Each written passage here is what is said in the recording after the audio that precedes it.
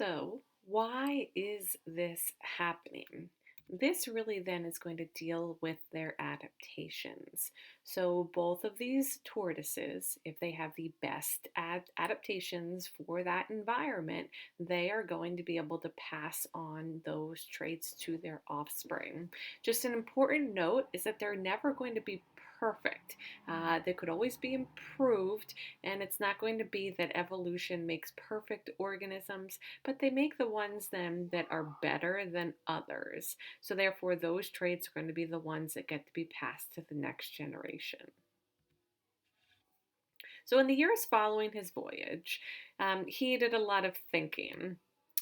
And he was able to not only just use the tortoise evidence, he used a lot of different types of evidence, and he found some very common themes. He was looking at marine iguanas. They were the only iguanas ever in the entire world that actually still swim because they have those favorable adaptations to allow for them to take advantage of that environment. And the Darwin finches you read about, he was really drawn in by their diet choices and then based upon those beak adaptations that they have for those.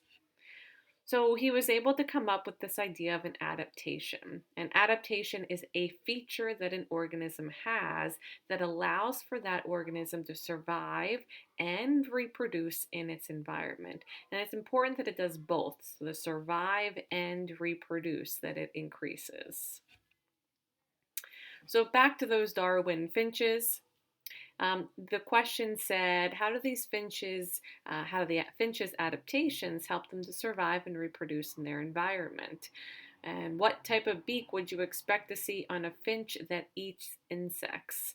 Explain your answer. All right, so if I'm thinking about the different types of adaptations, I know that not everything that this beak or that this bird has is an adaptation, but if I'm looking at those beaks must allow for them to best use that environment. And because they were so varied, really again depending on which of the Galapagos Islands that they were on, then it's going to allow for them to have better access to their food sources.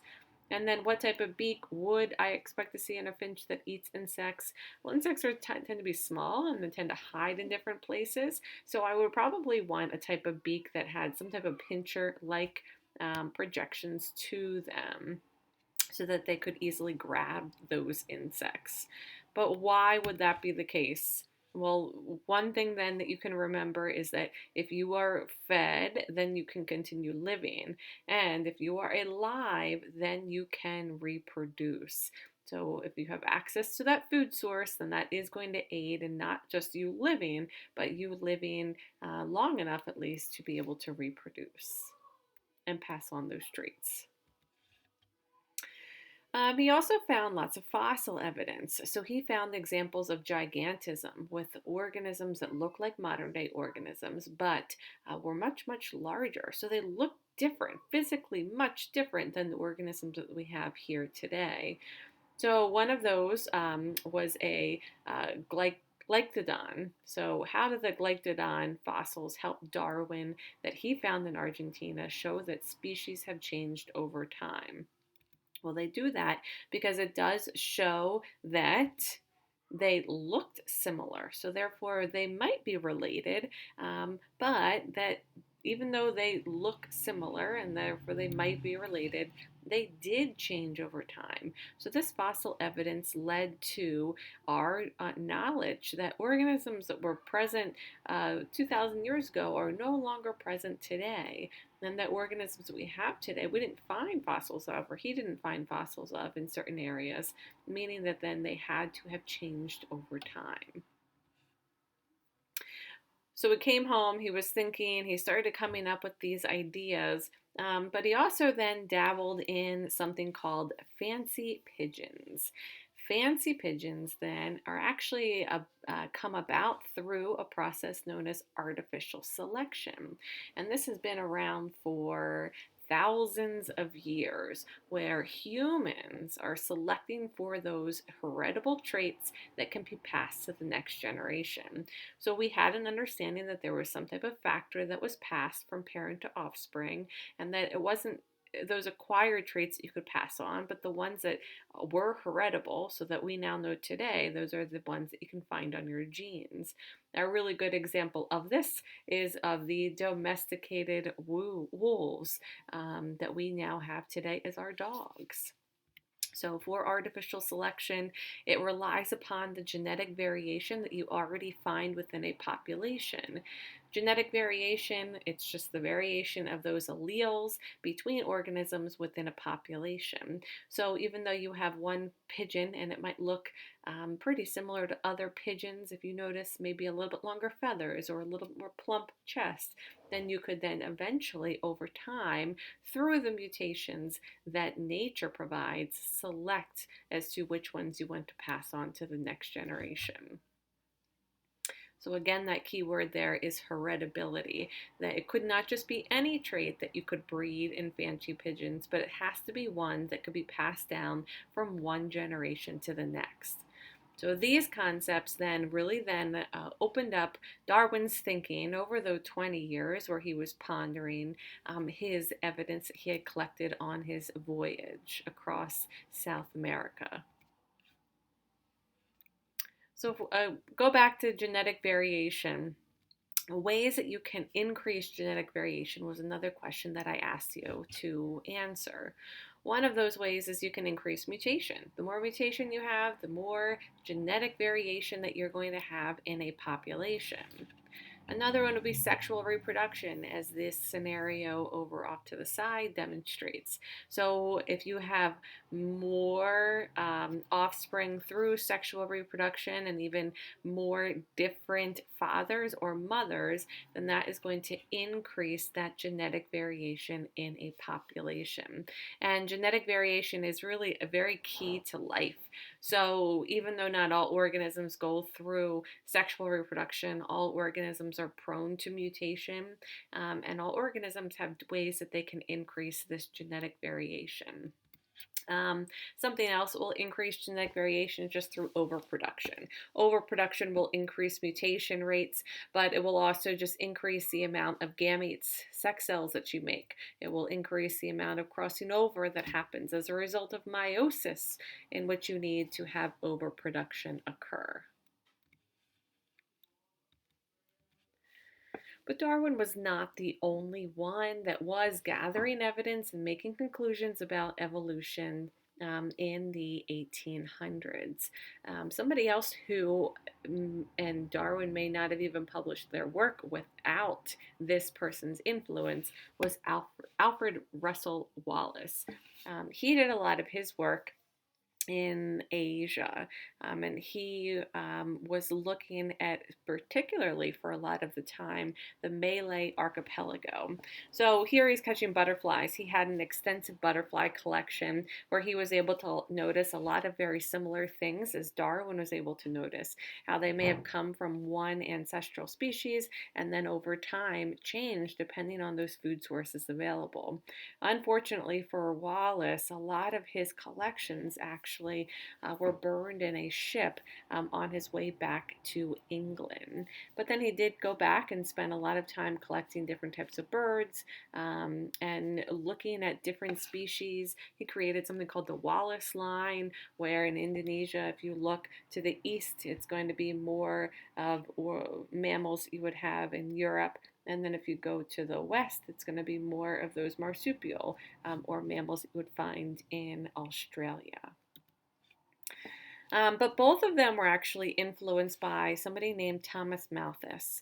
Was not a scientist, but he was an economist. And what he noted was that human populations, as well as other populations, they tend to grow exponentially, but the resources do not do the same. So there will become a point in time where those lines intersect, And he called that then the point of crisis, in which competition is going to have to occur for those resources.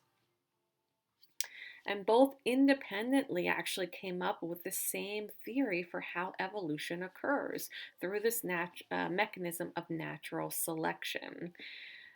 But Wallace was significantly younger than Darwin, and he wanted to follow this scientific process. He didn't want to just publish his work without that peer collaboration and even peer editing. So he sent his work to Darwin and said, I heard you were interested in the process, the mechanism for evolution, and have done some work on your own.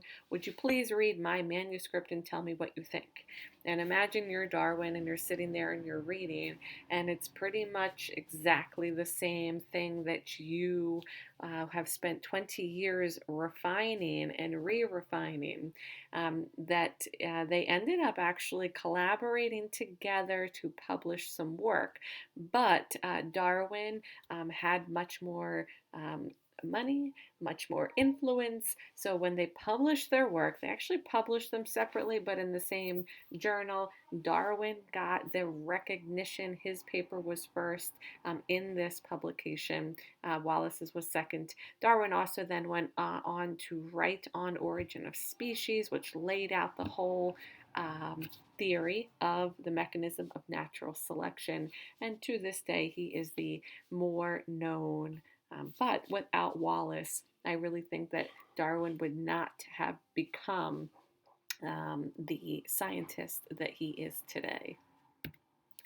So, how does a population change over time as a result of natural selection? So I've given you a little bit of evidence and a little bit about how that works, but what are those requirements that need to be there? Well, natural selection is going to be not where humans select the trait, but where nature is going to select the trait. And it is this mechanism by which individuals that have inherited that beneficial adaptation show differential reproductive success.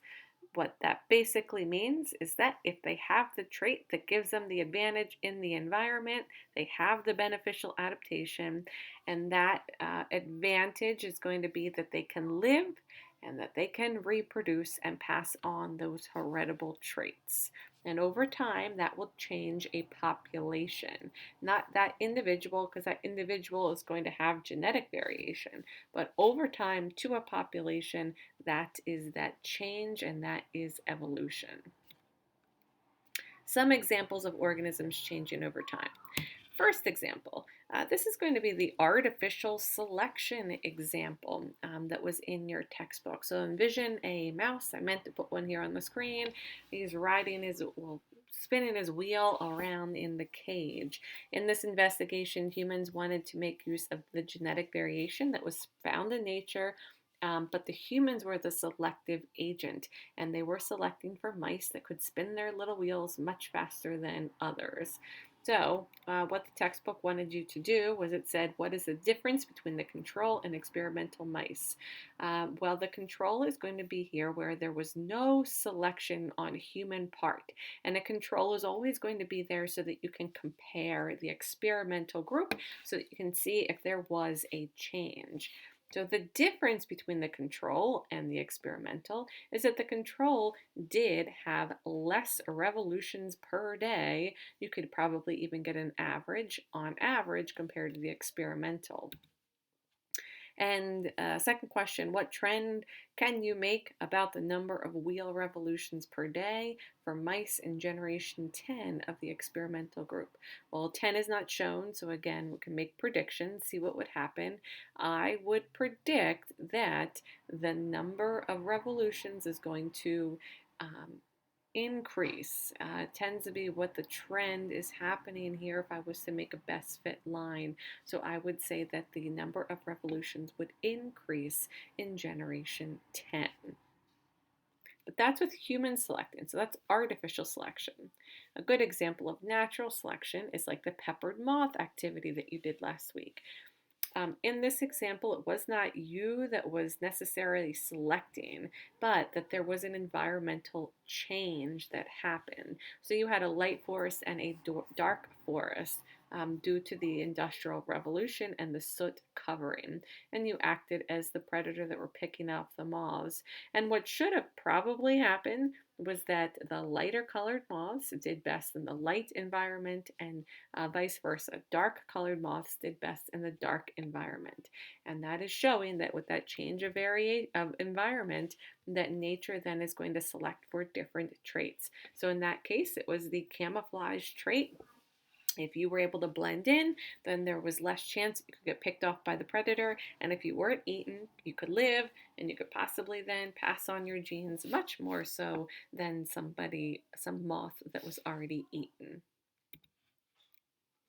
So again, important to note that this variation has to be heritable, even in artificial selection, but especially in natural selection, variation had to be heritable. The requirements for natural selection. There are these four big requirements. Number one, you have to have genetic variation. If everything was exactly the same, then you could not have natural selection and evolution would not be occurring. You have to have an overproduction of offspring because the overproduction is going to lead to this competition amongst organisms. So if you have a lot of organisms, not all of them are going to survive. Those with the favorable traits, as they compete for resources, are going to increase their fitness. So then the last one is the adaptations to increase fitness, but they all kind of go hand in hand. So if I look at this example, if I have overproduction, so let's say I have lots of deer in the community, but you may notice that there is lots of deer that can be born every year, and then there might be some slight variation between that population, and maybe some of them have the better ability to survive in colder areas. So there is your selection, or this could also be the competition that's going to happen. They were better to compete than the ones that were not able to withstand the cold. And then, because they have the favorable adaptation that increased their fitness, they could pass on that trait that they have to the next generation. So, oftentimes in natural selection, it's called survival of the fittest. So, fittest or fitness does not mean physical fitness. Now, it could sometimes, but in biology, the term fitness means how well an organism can survive and reproduce. Because this variation is heritable and they can compete better than the others that are made, then they have a better chance of passing on their genes to the next generation. And over time, then that population can change or evolve.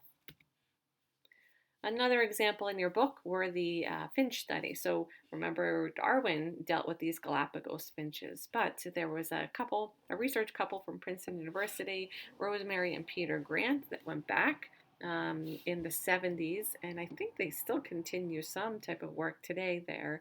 And they measured beak size. So in 1976, they measured their beak size. The mean beak depth, the average was about 9.5. There was a drought in 1977, and something interesting then that they noticed in 1978, their mean beak size was now a little over 10 millimeters. So the question then that I asked, how did the distribution of beak sizes change after 1977's drought?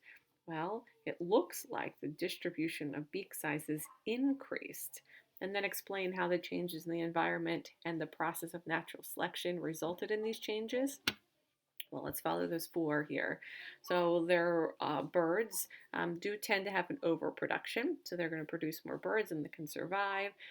Those birds then that had the larger beak could better compete for those resources of the seeds. So there may have been something that happened to the softer shelled seeds during the drought. Those with the harder seed shell could probably linger on and not be as affected by that. So therefore, they have the favorable adaptation and they have the increase of fitness that they could pass on their larger beak size to the next generation. So some misconceptions, just to be careful that you are not falling into.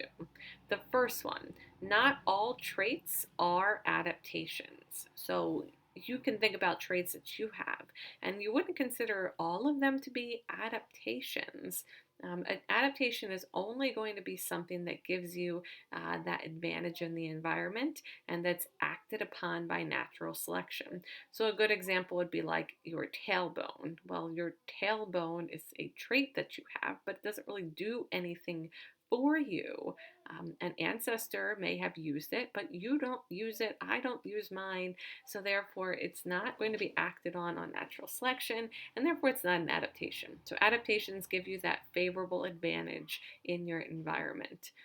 Also know that adaptations are not perfect, but they're better than another adaptation. So again, evolution is not perfect. So this would be perfect, I'm sure, for cats that could get into this cat food whenever they wanted. But natural selection just acts and chooses the best trait in comparison, but doesn't try for that perfect trait. Mutations are random. So the third one, new alleles are not made by natural selection. So you can't will yourself to want to have a can opener for a hand and then produce gamete cells that can have that adaptation. New adaptations are random, and they're going to be produced by mutations. And then individuals cannot adapt to their environment. And this kind of goes hand in hand with this. But again, you would just have the luck of the draw that you have this trait that might work in an environment if it does change, but that you cannot adapt to your environment. Now, there's lots now that we're doing with genetic engineering and genetic technology, but then that would not be considered natural selection. That could be artificial selection, and that could just be gene editing, different than natural selection is. So, what I want you to end with then today is if you look at this SCIF file, I want you to tell me how is this an example of natural selection?